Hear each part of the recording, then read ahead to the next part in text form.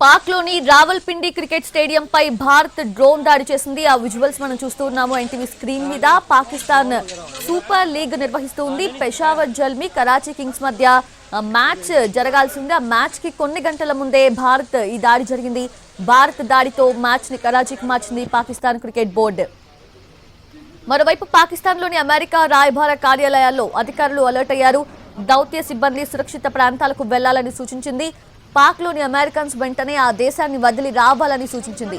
లాహోర్ విమానాశ్రయం మూసివేయడంతో దౌత్య సిబ్బంది అలర్ట్ గా ఉండాలని కోరింది. అటు పిఎస్ఎల్లో ఆడుతున్న ఇంగ్లాండ్ ఆటగాళ్ల భద్రతపై వేల్స్ క్రికెట్ బోర్డు ఆరా తీసింది. భద్రతా పరిస్థితిని అంచనా వేస్తోంది.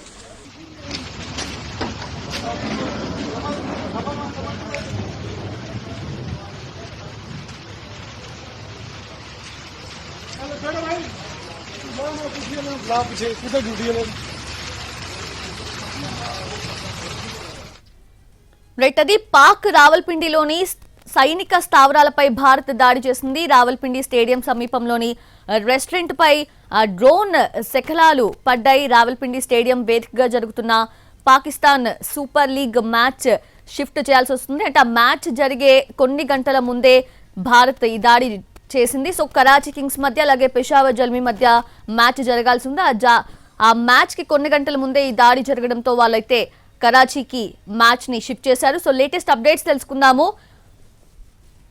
పంజాబ్ జలంధర్ నుంచి మా ప్రతినిధి రాధాకృష్ణ లైవ్ లో సిద్ధంగా ఉన్నారు. రాధాకృష్ణ, సౌజన్య, అత్యంత సమస్యాత్మకంగా ప్రస్తుతం సున్నితంగా మారిన అంశం పంజాబ్ రాష్ట్రం ఇప్పుడు. ఎందుకంటే కాశ్మీర్ తర్వాత పంజాబే అత్యంత కీలకంగా ఉంటుంది. ప్రస్తుతం నేను జలంధర్ దగ్గర ఉన్నాను. ఇక్కడ నుంచి సరిగ్గా 102 కిలోమీటర్ల దూరంలో పాకిస్తాన్ అలాగే భారత్ కి సంబంధించిన బార్డర్ ఉంది. ప్రస్తుతం ఆ ప్రాంతానికి చేరుకునే ప్రయత్నం మేము చేయబోతున్నాము. మరొక వైపు జలంధర్, ఇప్పుడు నేను నిలబడ్డ ఈ జలంధర్ నగరం అనేది ప్రస్తుతం పాకిస్తాన్ కి సంబంధించిన లిస్ట్ లో కూడా ఉండడం జరిగింది. ఇక్కడ క్షిపణి దాడులు జరుగుతాయనేది ఒకవైపు చెప్తూ ఉన్నారు. ఈ క్రమంలోనే ప్రస్తుతం ఇక్కడ ఉన్న అధికారులందరూ కూడా పూర్తిగా అలర్ట్ గా ఉన్నారు. అలాగే కొన్ని ప్రాంతాల్లో హోటల్స్ తో పాటు కొన్ని ఏవైతే చూడదగ్గ ప్రాంతాలు ఉంటాయి అలాంటి ప్రాంతాలన్నింటిని కూడా క్లోజ్ చేసి ఉంచారు. మేము వచ్చినప్పుడు చూసాం, రోడ్డు మీద ఎక్కడ కూడా హోటల్స్ తెరిచిలేవు. పోలీసులు ఎక్కడికక్కడ నాకాబందీ నిర్వహిస్తూ ఉన్నారు జలంధర్ ఏరియాలో. ఇదే విధంగా ఫిరోజ్పూర్ ప్రాంతంలో కూడా ఇదే సిచ్యువేషన్ చోటు చేసుకోవడం జరిగింది. ఈ క్రమంలో ఒకవైపు అలర్ట్ అవుతూనే మరొక వైపు పాకిస్తాన్ పై వరుస దాడులు చేస్తూ ఉంది భారత్. ఆపరేషన్ సింధూర ఏదైతే ఉందో దాన్ని యథావిధిగా కొనసాగిస్తుంది. ఇప్పటికే దాదాపు 15 ప్రాంతాల్లో పాక్ మిసైళ్లని భారత్ ఇప్పటికే కూల్చివేసింది. ఇందులో ప్రధానంగా పఠాన్కోట్, శ్రీనగర్, జమ్మూ, అవంతిపుర, అమృత్సర్లపై దాడికి ప్రయత్నం చేసింది. అక్కడి నుండి క్షిపణులని ప్రయోగం చేసింది. కానీ వాటినన్నిటిని కూడా ఇక్కడ ఉన్న సిస్టమ్ తోటి వాటినన్నిటిని కూడా కూల్చివేయడం జరిగింది. ప్రస్తుతం ఎయిర్ డిఫెన్స్ వ్యవస్థ సాయంతో వీటన్నిటిని కూడా ఎటకేలకైతే కూల్చివేయడం జరిగింది. ఈ క్రమంలోనే మిగతా ప్రాంతాల్లో ప్రధానంగా సరిహద్దు ప్రాంతానికి సంబంధించి కాశ్మీర్ తర్వాత పంజాబ్ దగ్గరగా ఉంటుంది కాబట్టి దాదాపు 553 కిలోమీటర్ల మేర ఉన్న ఈ సరిహద్దు ప్రాంతం మొత్తాన్ని కూడా ప్రస్తుతము భద్రతా వ్యవస్థకు సంబంధించిన దళాలు ఏవైతే ఉన్నాయో వాళ్ళంతా కూడా, అంటే బీఎస్ఎఫ్ సంబంధించిన బలగాలన్నీ కూడా ప్రస్తుతం అక్కడ మోహరించి ఉన్నాయి. ఎక్కడికక్కడ వాళ్ళంతా కూడా నాకాబందీ నిర్వహిస్తూ అత్యాధునిక వాహనాలతోటి పెట్రోలింగ్ నిర్వహిస్తున్న పరిస్థితి ఉంది. ఎక్కడైతే సరిహద్దు కంచెను ఏర్పాటు చేశారో అక్కడి నుండి చొరబాటుదారులు లోపలికి వచ్చే అవకాశం ఉందన్న నేపథ్యంలో కూడా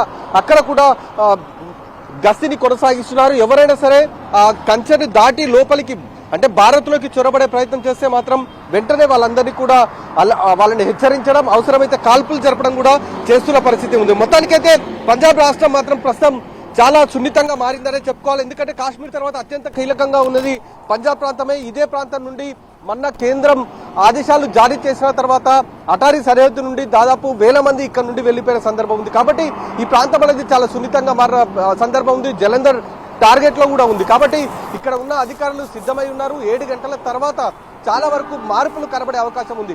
ఎందుకంటే సరిహద్దు ప్రాంతంలో ఉన్న నేపథ్యంలో ఇప్పటికే ఒక జిల్లాలో కరెంటు సరఫరాని కూడా రాత్రి 7 గంటల నుండి నిలిపివేస్తానని కూడా ఇప్పటికే అధికారులు ప్రకటించడం జరిగింది. కాబట్టి 7 గంటల తర్వాత పూర్తిగా పరిస్థితులు మారే అవకాశం అయితే కనబడుతుంది. ఎక్కడికక్కడ భద్రతా బలగాలను మోహరిస్తున్నారు. అత్యాధునిక వాహనాలను ప్రస్తుతం అయితే సరిహద్దు ప్రాంతాలకి తరలిసిన సిచ్యువేషన్ మేము జలంధర్ దగ్గర చూస్తూ ఉన్నాం. సౌజన్య.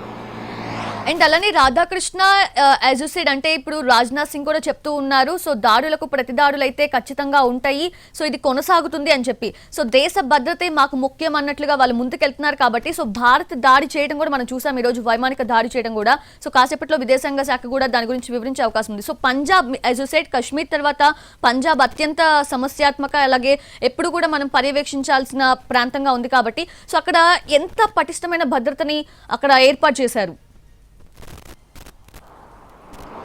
ప్రస్తుతం జలంధర్ తో పాటు మిగతా సరిహద్దు ప్రాంతం 550 కిలోమీటర్ల దూరం ఏదైతే ఉందో ఈ ప్రాంతం మొత్తం కూడా ఇప్పటికే బిఎస్ఎఫ్ బలగాలతో పాటు ఇటు ఆర్మీకి సంబంధించిన వాళ్ళంతా కూడా మోహరించి ఉంచడం జరిగింది. వీరితో పాటుగా ఎయిర్ ఫోర్స్ కు సంబంధించిన విమానాలు ఏవైతే ఉంటాయో జెట్కి సంబంధించినవి కావచ్చు, రాఫెల్ లాంటివి కావచ్చు, వాటిని కూడా ఇప్పటికే మోహరించి వచ్చారు. ఎలాంటి పరిస్థితి ఉన్నా కూడా వాటిని ధీటుగా ఎదుర్కొనేందుకు సిద్ధంగా ఉన్నారు భద్రతా సిబ్బంది అనేది మనం చెప్పుకోవచ్చు. అందుకు తగ్గట్టుగా ఎక్కడికక్కడ కూడా మోహరించి ఉంచుతున్నారు.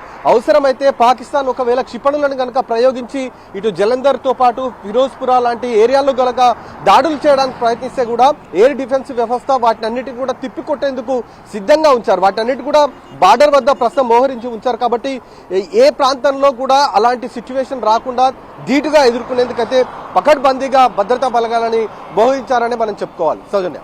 Yes, Radhakrishna, thank you. Thanks for the live updates and you be safe.